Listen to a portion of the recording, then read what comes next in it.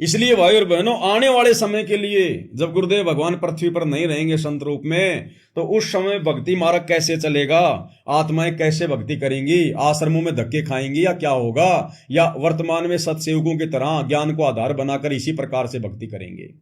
तो उसके लिए गुरुदेव भगवान कह रहे हैं कि ये दास सतलोक जाने से पहले ऐसी व्यवस्था करके जाएगा, आपको कहीं हांडने की जरूरत नहीं पड़ेगी। और कह रहे घर घर में सीडी होगी, घर घर में डीवीडी होगी, आपको कहीं धक्के खाने की जरूरत नहीं पड़ेगी। जैसे वर्तमान में हम सत्सेवक कहीं भी धक्के नहीं खा रहे, और भगवान की हमारे ऊपर फुल टू फुल रजा है, और आश्रम वालों से लाख गुना अच्छी हम भक्ति कर रहे हैं। तो क्या कह रहे हैं गुरुदेव, ध्यान से सुनिएगा। पुण्यात्माओं, ये ऐसा ज्ञान है सिंपल लैंग्वेज में, बूढ़े तो बूढ़ा कति 70-80 साल का भी इस ज्ञान को समझ जाए, अगर बालक 10 साल का भी इसको ध्यान से सुनेगा तो कति उंगलियां बरटा दूंगा आपके। ज्ञान तो इसलिए बताना जरूरी हो गया कि अज्ञान गणा हो गया, कोई तुम्हें विचलित ना कर दे और ये बात बिगाड़ ना दे, काल का दूत आके। इसलिए नहीं तो फिर 2 अक्षर की बात है, ये ज्ञान है, ये नाम है, ये भक्ति करो, फिर बातें खत्म होगी। ये मर्यादा है। अब जब ये एक रूटीन पड़ जाएगा, फिर सत्संग घर घर में सीडी हो जाएंगी, घर घर में सत्संग सुनियो। ये दास जब सतलोक चला जाएगा, ऐसी व्यवस्था बना के जाओगे कि तांडने की जरूरत ना पड़े तुम, और कई पीढ़ियों तक का मोक्ष होगा आपको। क्या करें गुरुदेव, घर घर में सीडी हो जाएगी, घर घर में डीवीडी हो जाएगी, यानी घर घर में सत्संग हो जाएंगे, कहीं हारने की जरूरत नहीं है। और गुरुदेव कह रहे जब ये दास सतलोक चला जाएगा, ऐसी व्यवस्था करके जाएंगे, आपको कहीं हारने की जरूरत नहीं पड़ेगी। सुन लो, ये मर्यादा है। अब जब ये एक रूटीन पड़ जाएगा, फिर सत्संग घर घर में सीडी हो जाएंगी, घर घर में सत्संग सुनियो। ये दास जब सतलोक चला जाएगा, ऐसी व्यवस्था बना के जाओगे कि तांडने की जरूरत ना पड़े तुम, और कई पीढ़ियों तक का मोक्ष होगा आपको। फिर कोई विचलित करने वाला नहीं रहेगा, ना काल का दूत घुसेगा जो तुम्हें बर्बाद कर दिया, तुम्हारे कोई अज्ञान पैदा कर दिया। ज्ञान नाम की चीज नहीं छोड़ेगी परमात्मा का, ऐसा ज्ञान है ये। हो गया क्लियर? ये वही प्रोसीजर चल रही है वर्तमान में साध संगतियों में, घर घर में।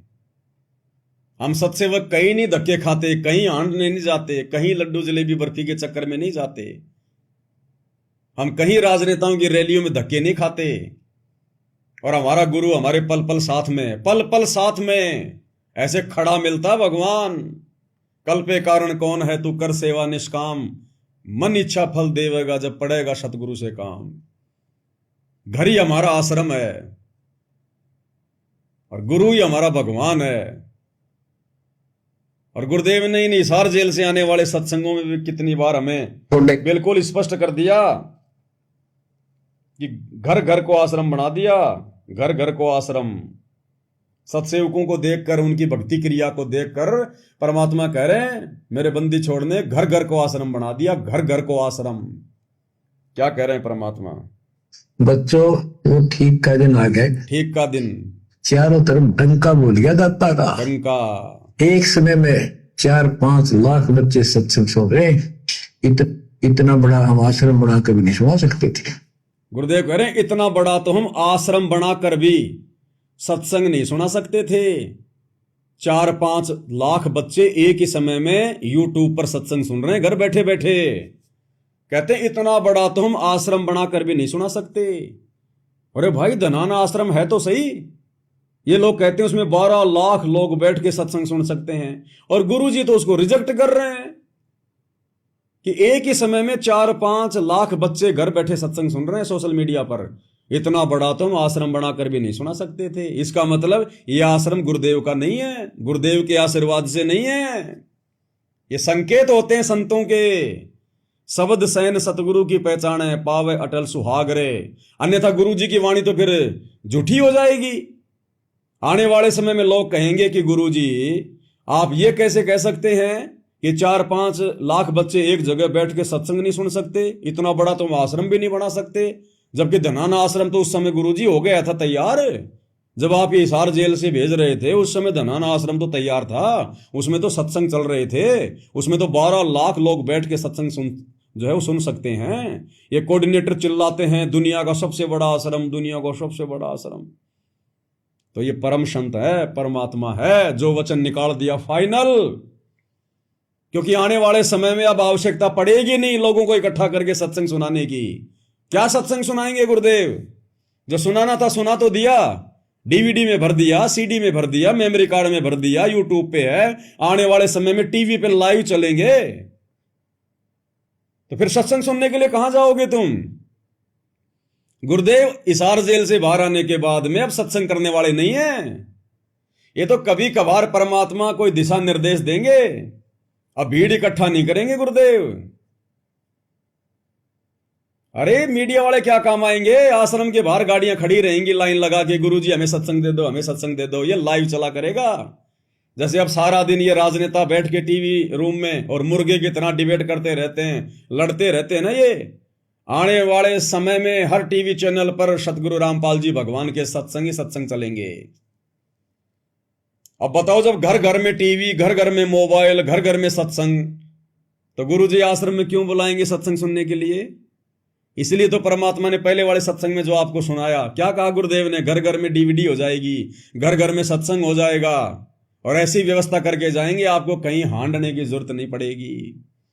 ये परम संत है, एक ही वचन मिलेगा, एक ही वचन। इसलिए वर्तमान में जितने भी सतलोक आश्रम बनाए जा रहे हैं, केवल अपने धार्मिक धंधे के लिए बनाए जा रहे हैं। ये काल बनवा रहा, काल, इस परीक्षा के समय में भक्तों का समय बर्बाद करवाने के लिए, बेचारों का 10वें अंश का पैसा, ज्योति पाठ का पैसा बर्बाद करवाने के लिए, इन पत्थरों में कर्म फुड़वाने के लिए। अन्यथा गुरुदेव भगवान ने तो कह दिया ना। अब देखना क्या कह रहे हैं गुरुदेव। जय बंदी छोड़ घर घर आश्रम बन गया, बंदी छोड़ का घर घर आश्रम बन गया। जब घर घर ही आश्रम बन गया तो और आश्रमों की क्या जरूरत है भाई? सुन लो ध्यान से बच्चों, वो ठीक का दिन आ गए। चारों तरफ डंका बोल गया दाता का। एक समय में 4-5 लाख बच्चे सत्संग सुन रहे। इतना बड़ा हम आश्रम बना कभी नहीं सुना सकते थे। एक बंदी छोड़ सारा संसार आश्रम बन गया मेरे बंदी छोड़ का। घर घर आश्रम बन गया। अपने बच्चों के ऊपर किसी कृपा कर दी मेरे दाता ने। बच्चों फिर क्या बताते हैं? बच्चों वो ठीक, ये परम संत के वचन है। घर घर आश्रम बन गया, सारा संसार आश्रम बन गया। यानी जिस भगत ने नाम दीक्षा ले ली और अपने घर पर परमात्मा का दरबार लगा लिया, अब वो घर घर नहीं है। अगर उस भगत को ज्ञान हो तो वो शमशान घाट नहीं है, अब वो घर आश्रम बन गया। आश्रम, आश्रम। अरे और बहुत जगह परमात्मा ने जिक्र कर रखा है, संकेत कर रखा है परमात्मा ने। लेकिन भगत भाई बहन सत्संग सुनते नहीं, गुरु वचनों पर चलते नहीं। ये देखो 1.5 मिनट का सत्संग। गुरुदेव ने कहा कि भगत का घर ही उसका मिन्नी आश्रम है, मिन्नी आश्रम। और आने वाले समय में इसी प्रकार से भक्ति होगी जैसे वर्तमान में सत्सेवा कर रहे हैं। क्या कह रहे हैं गुरुदेव भगवान? फिर क्या बताते हैं कबीर? राम रटत निर्धन भलो और टूटी घर की छान, वो सुंदर महल किस काम के जा भक्ति नहीं भगवान। पुण्यात्माओं, आज परमात्मा के बच्चे जिनको दीक्षा प्राप्त हो चुकी है, उसके परिवार के अंदर एक मिनी आश्रम बन गया। मिनी आश्रम ऐसा स्थान बनाया जाता है जहाँ भगवान के स्वरूप को रखते हैं, दरबार, जहाँ परमात्मा की ज्योति जलाई जाती है। दरबार में सभी उठकर वहाँ प्रणाम करते हैं। सुबह और शाम दोपहर को भगवान की चर्चा चलती है, रमैणी होती है, आरती होती है, सुबह के नित्यनेम होते हैं। फिर दिन में जब भी टाइम लगता है, कोई मंत्र कर रहा है, कोई सिमरन सतनाम का कर रहा है, तो कितना माहौल बदल गया ना। उसमें बकवाद बतलावा वो न बोला, वो न बोला, उसका नाश होगा, उनका ऐसे नुकसान होने वाला है, वो ऐसी गलती करते हैं। तो इस तरह की बकवादें बतला के उस परिवार, उस घर के अंदर हम ये कुविचार छोड़ देते थे। क्या कह रहे हैं गुरुदेव कि उपदेश लेने के बाद भगत का घर उसका मिनी आश्रम बन जाता है, जहां परमात्मा की चर्चा होती है, सत्संग सुनते हैं, आरती करते हैं, दंडवत करते हैं। ना तो उसमें बकवाद चलें, इधर उधर की बातें चलें, कोई राजनीति की बातें चलें, और दिन भर में इतने कुविचार उस घर पर छोड़ देते हैं। और सबका दिमाग डिस्टर्ब रहता है। अब ये कुविचार भाई और बहनों इन आश्रमों में छोड़े जा रहे हैं। इन आश्रमों में ये राजनीति की बातें इन आश्रमों में होती कि नहीं होती है? ये राजनेता इन आश्रमों में आते कि नहीं आते हैं? दुनिया भर के फालतू के लोग आश्रमों में आते कि नहीं आते? आश्रम में गए भक्तों को बसों में बैठाकर राजनेताओं की रैलियों में ले जाते कि नहीं ले जाते? नकली कबीर पंथियों की कबीर जयंती मनवाने के लिए ले जाते कि नहीं ले जाते? अब ये कुविचार वाले काम इन आश्रमों में हो रहे हैं तो मालिक तो अंतर्यामी है। इसलिए पहले कह दिया भगवान ने कि जो भक्ति तुम घर बैठकर कर सकते हो, ज्ञान को आधार बनाकर, घर को आश्रम बनाकर, गुरु को भगवान मानकर, वो भक्ति तुम लाख जन्म भी आश्रमों में नहीं कर सकते। अरे आश्रम तो मान बढ़ाई के गढ़ होते हैं, मान बढ़ाई और अहंकार के गढ़। वहां तो सेवादार आपस में है, मैं छोटा सेवादार, वो बड़ा सेवादार, उसकी शिकायत लगाओ, उसकी शिकायत भेजो गुरुजी के पास में, उसकी एंट्री कराओ, उसकी नो एंट्री कराओ। राग द्वेष ईर्ष्या आश्रमों में भक्ति नहीं होती। एक बार सतलोक आश्रम बरवाड़ा में एक भगत था, कोई अट्टा कट्टा सा, उसने देखा भाई गुरुजी के तो आगे पीछे बॉडीगार्ड घूम रहे हैं, मैं भी लगा दूं फार्म।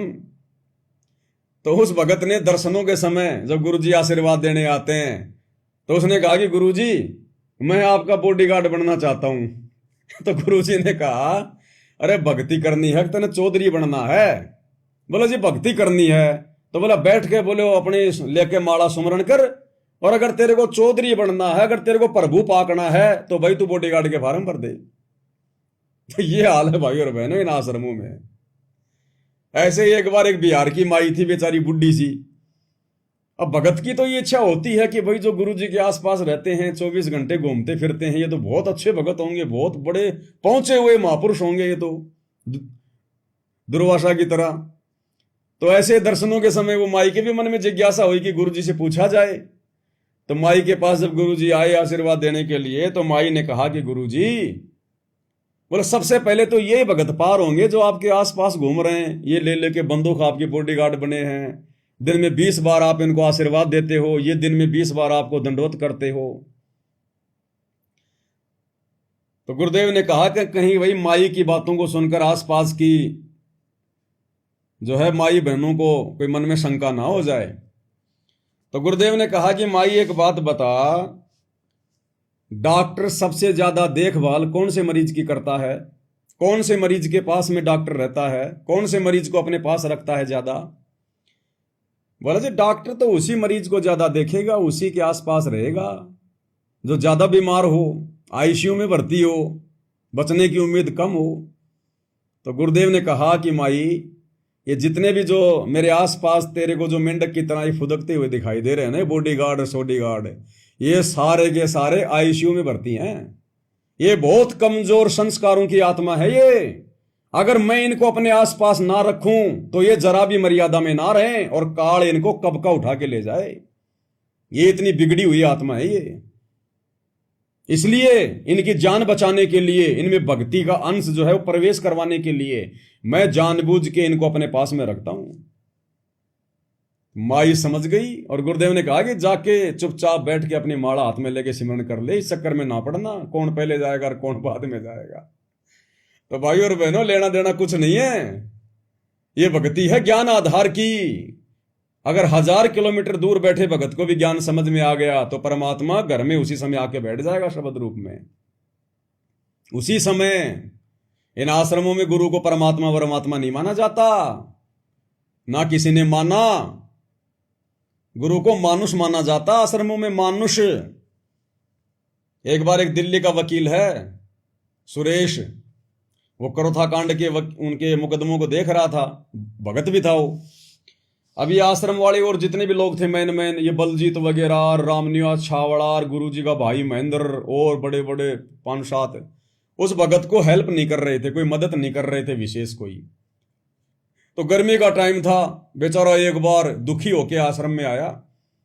अब उस समय गुरुजी अंदर हॉल में बैठे थे एक चेयर पर, और ये सारे के सारे चौधरी भी वहीं खड़े थे, महेंद्र वगैरह सारे, बलजीत वगैरह। ये वो सुरेश भगत आया, दोपहर का समय था, जेठ का महीना, पसीने में पसीना हो रहा। उधर से ये मैनेजमेंट वाले उसका कोई सहयोग नहीं कर रहे थे।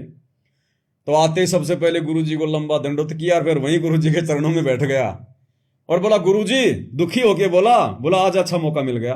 बोला गुरुजी, बोले हाँ भाई सुरेश, बोला ये जितने भी खड़े हैं ना ये आपको परमात्मा नहीं मानते।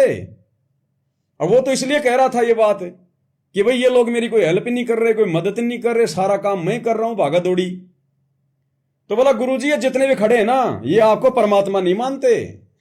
तो गुरुजी दुखी मन से घुटनों पर हाथ रख के खड़े हुए और चलते हुए बोले बेटा सुरेश, तू तो परमात्मा मानने की बात कह रहा है, ये तो मुझे गुरु भी ना मानते।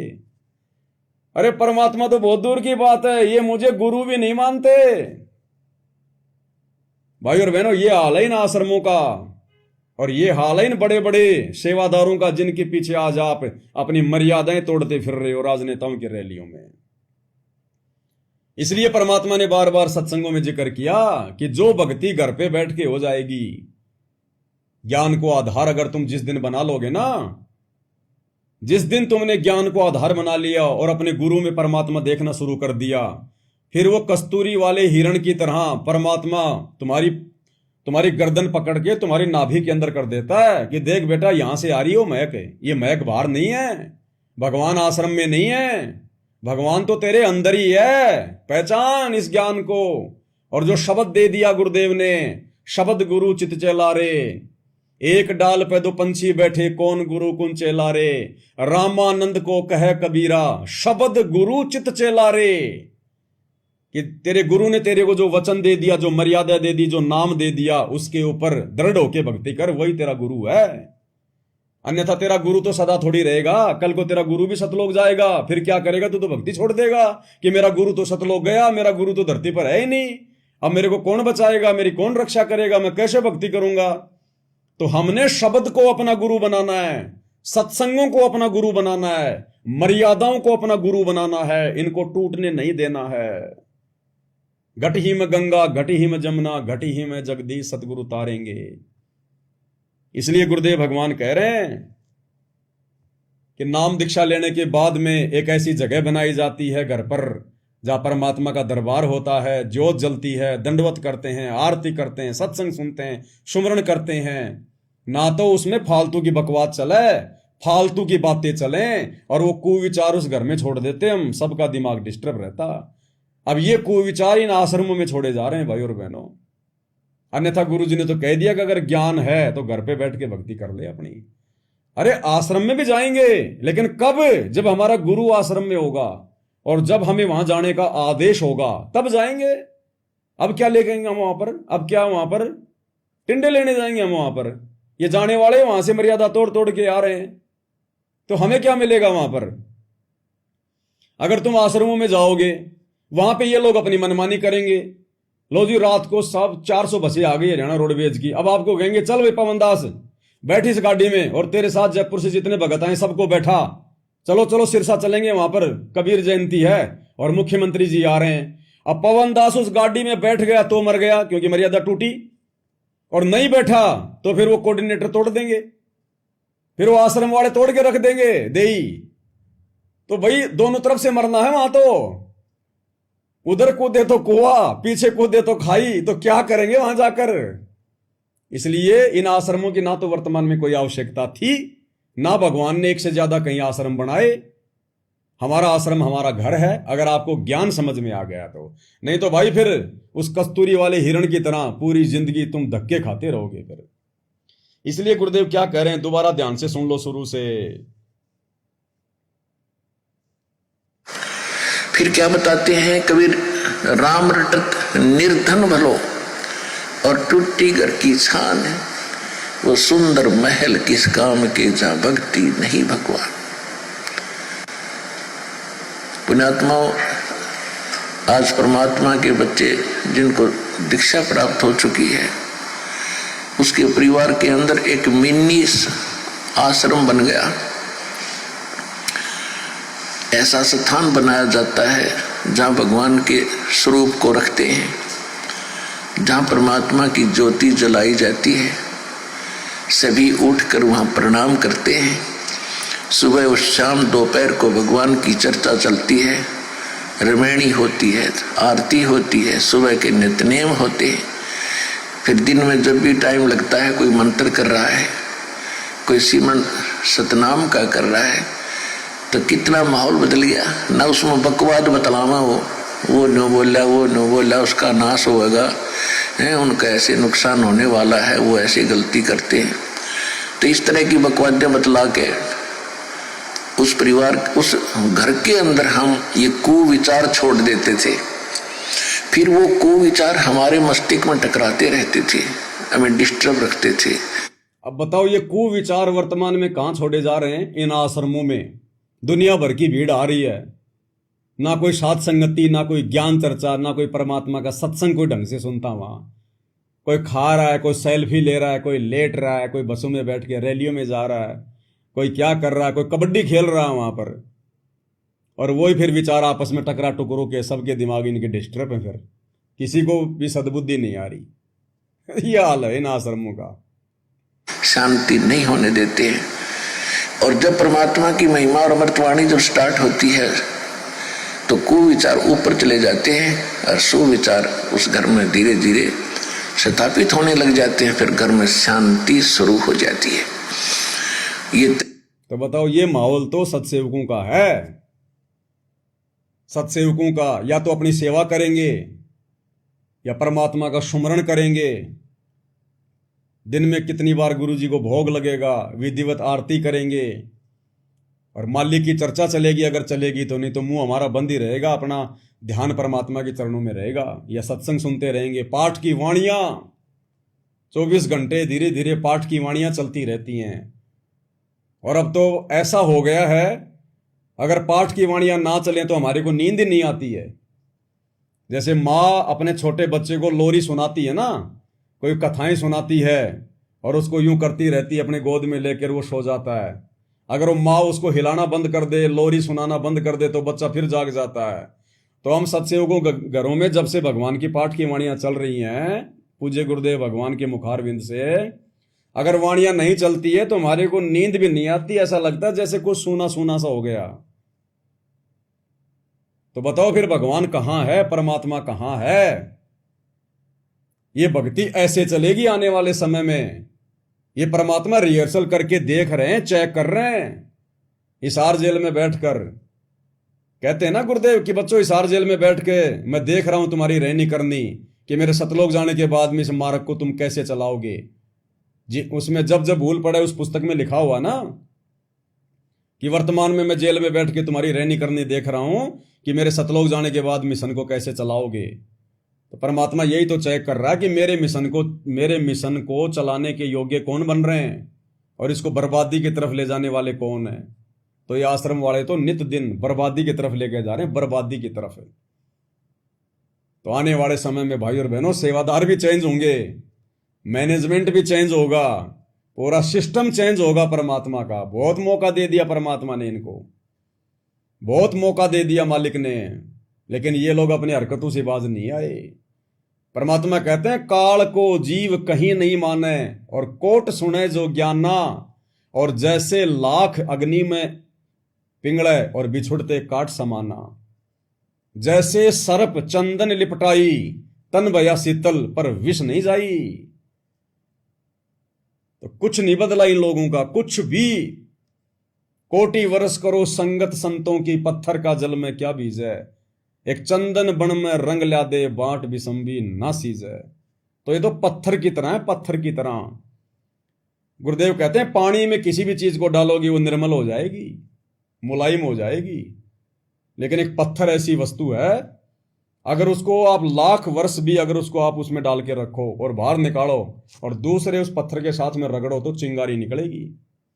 उस पत्थर के ऊपर उस जल का कोई असर नहीं होता। तो जो काल की आत्मा होती हैं, जो काल प्रेरित जो भगत होते हैं, उनके ऊपर सतगुरु के वचनों का, सत्संग का कोई असर नहीं होता। जब तक वो सतगुरु के साथ में रहेंगे, एक नंबर के भगत लगेंगे, एक नंबर के। जैसे सर्प चंदन लिपटाई, तन भया शीतल पर विष नहीं जाई। चंदन के पेड़ में शीतलता होती है और सांप में जहर बहुत होता है, उसके अंदर उसकी अपनी गर्मी होती है जहर की। तो गुरुदेव ने बताया, जब वो सांप उस चंदन के पेड़ के लिपट जाता है शीतलता प्राप्त करने के लिए, तो ऐसा हो जाता बिल्कुल जैसे तो साधु बन गया। और जरा सा उसको कोई छेड़ दे, तुरंत फन उठा लेता है जहर मारने के लिए, डंक मारने के लिए। तो परमात्मा कहते हैं जो काल प्रेरित आत्माएं होती है ना, वो सतगुरु के साथ में भी रहते हैं, बड़े अच्छे भगत जो है वो दिखाई देते हैं, सतगुरु के वो इर्द गिर्द रहते हैं, लेकिन वो तो जब तक संत है तब तक तो वो भगत दिखाई देते हैं, शीतल दिखाई देते हैं, और जैसे ही संत से दूर हटेंगे वो का वो जहर उनके अंदर। तो जब तक गुरुजी आश्रम में थे तो ये बॉडीगार्ड, गुरुजी का परिवार हमें बड़े भगत दिखाई देते थे, एक नंबर के।